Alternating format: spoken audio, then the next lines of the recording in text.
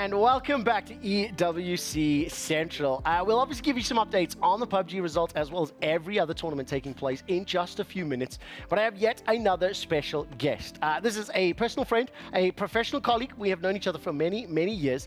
And sincerely, our previous interview, the Rocket League expert, had no idea that the CEO of G2 Esports was sitting in the room after making that very bold and confident clip. Just giving a real insight of the reality of the game and what's going to happen no matter what. Alban, welcome to the show. CEO of G2. Before we talk about the club championship and discuss some of the bigger topics, Rocket League, substitute best player in the world, is not here. We briefly talked about kind of expectations, and as always, you have this quiet optimism, little bit of nerves just before the games. How do you feel after taking out BDS 3-0? Wow. Never underestimate the samurai, you know? Look, not gonna lie, this roster is built and managed very respectfully by Safiu. He's the best coach in the world. He's an ex-pro. He knows the shit. And he told us, like, look, we have different options. Of course, we are very sad. This is not with us. Yes. He's part of the family. He did an amazing job in London.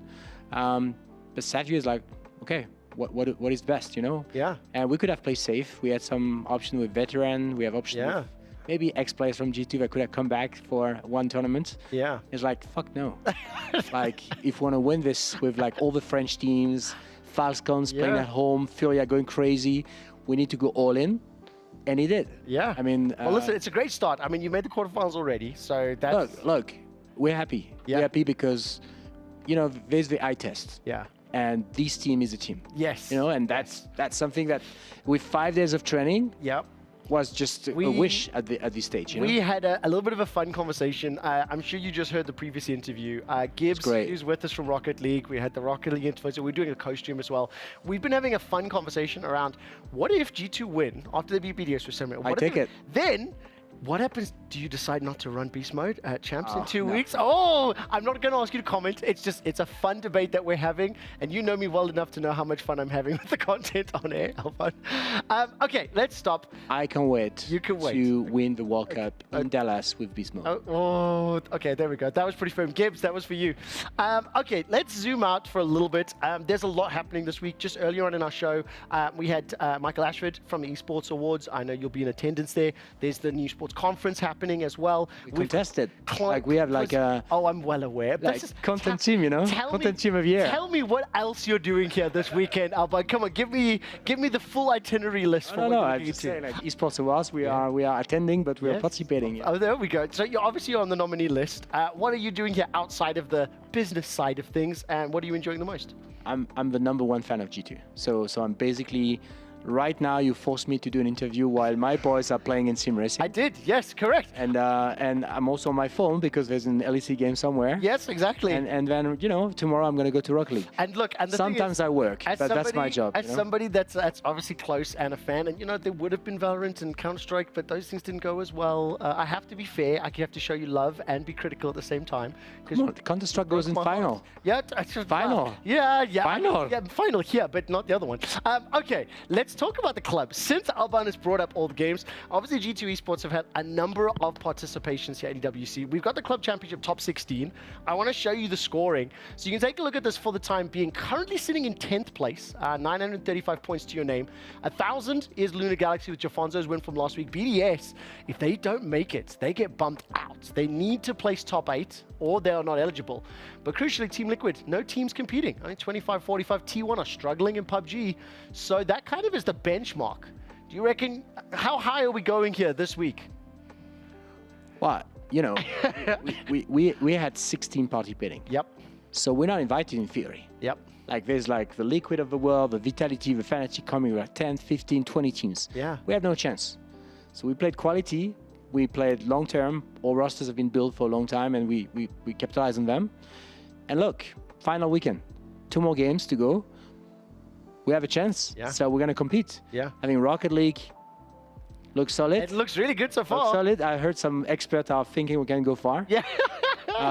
and I mean, sim racing is difficult. Yes. It's a game that is very strong in terms of like rewarding the skills of the drivers. Yeah. but also sometimes the strengths of the cars. I mean, I'll tell you this as well. I had the opportunity to speak to one of the Porsche Motorsport representatives, the manager for the esports department.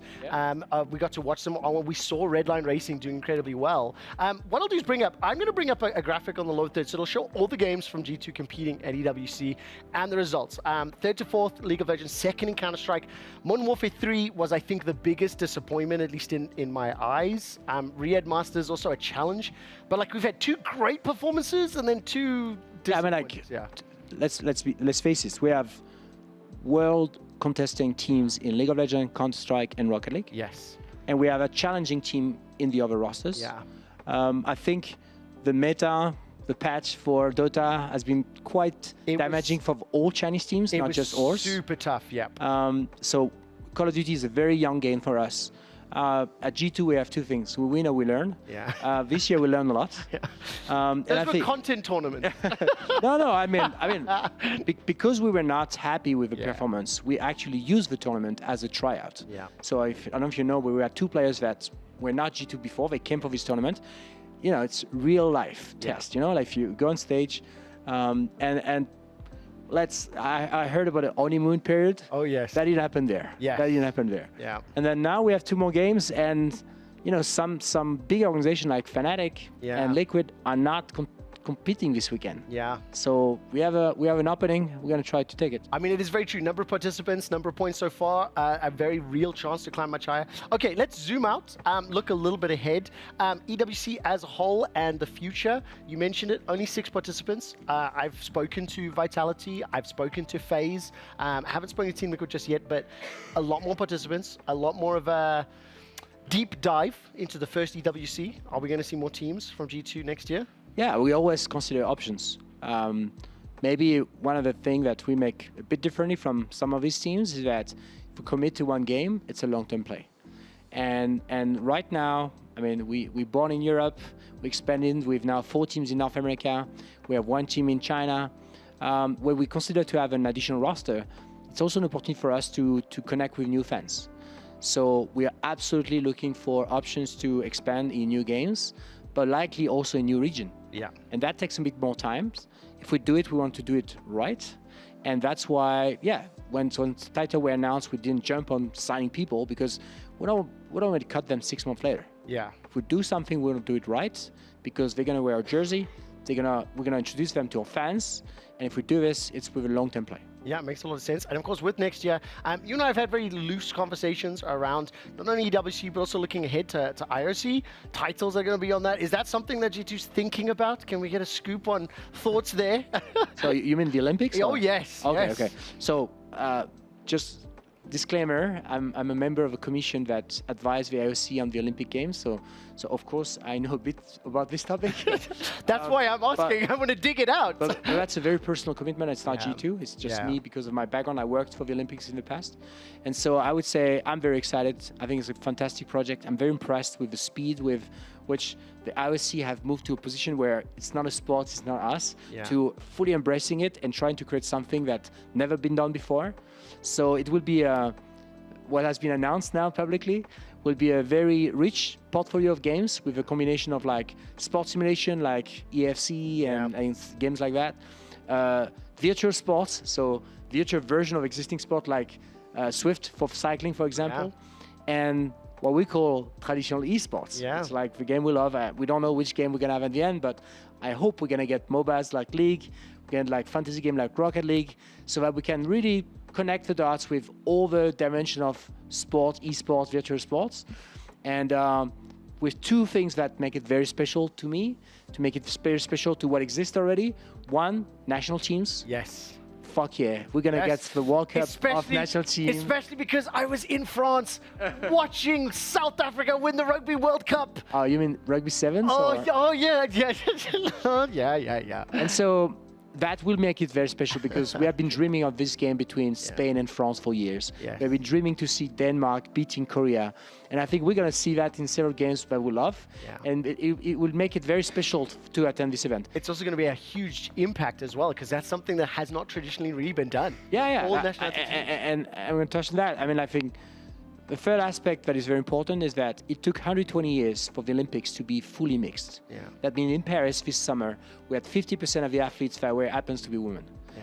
I think we need this in esports right now. We need more stages, more opportunities for the best talents that happen to be women, to be celebrated, to give them a voice, to give a chance to introduce themselves and inspire the next generation of players. Yeah. So this three dimension for me will make this event very special, very unique, very complementary, and I think we need it. Find the Simone Biles of esports. Yeah, this is 20 years that we do this thing called esports, and we talk to ourselves. We're a bubble.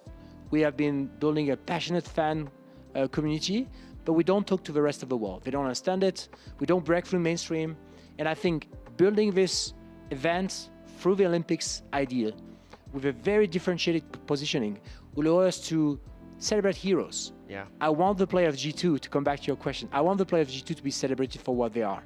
Awesome individual that have a passion and a skill that needs to be celebrated as national heroes. And if their family, their town, their country become proud of what they achieve, I think not just G2 will grow, esports will grow. Yeah. And that's why I'm personally committed and supporting this initiative. And I believe that although some people have doubts, Yeah. I think this event will bring a lot of value to the community. I just have one last question. We don't have a lot of time left. You have personally been here as well as a representative with G2 Gamers 8, and now we see EWC, and now next to EWC IOC. How much has the development and the growth of the esports, the industry, and the event been as a fan, a viewer, and a partner? I mean, I don't know. I've been around for a few years, like back in 2012 when we did the first event with Riot and Coca-Cola, and now with G2. I mean, I've never been to a theme park that is called esports something, Yeah. you know? What we see here is like the equivalent of like Universal Studio for people who have been there, but it's gaming and esports. It's a lot of fans of Falcons because we are visiting their home here. Yes. And they won the championship. But It's great. But similar to what I've seen when I was working at the Olympics, every corner of the city, you meet with the players from a different team, and they have a chance in the player lounge to interact with each other, which I find it amazing. So I think it's definitely rule breaking. It's definitely the future. We also have an opportunity to meet with East and West. Yes. All the teams are gathering this weekend.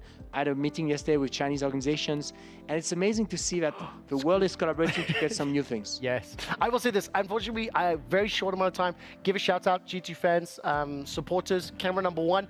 I'm going to make you sign this on the way out. You've seen the previous interview. Very special. You're joining a very elite list of names on here as well. So we'll ask you to sign this on the way out. Give a quick shout out to G2 before we go on. Well, I just say thank you for your support, the G2 fans.